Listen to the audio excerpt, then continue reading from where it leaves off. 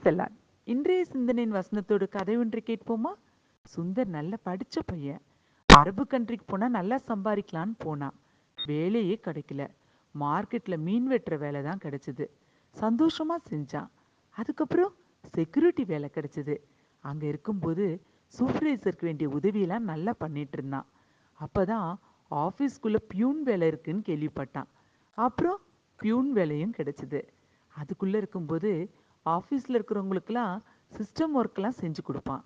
அப்பதான் அந்த ஆஃபீஸ்ல ஒரு வேக்கன்ட் இருக்குது தெரிஞ்சது. அப்ளை பண்ணான். படிப்பும் திறமையும் இருக்கனால அவனுக்கு அந்த வேலை கிடைச்சிருச்சு. இன்னைக்கு கை நிறைய சம்பாதிக்கிறான்.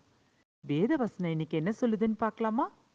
பலமுள்ளவனுக்காகிலும் பலனற்றவனுக்காகிலும் உதவி செய்கிறது உமக்கு லேசான காரியம்.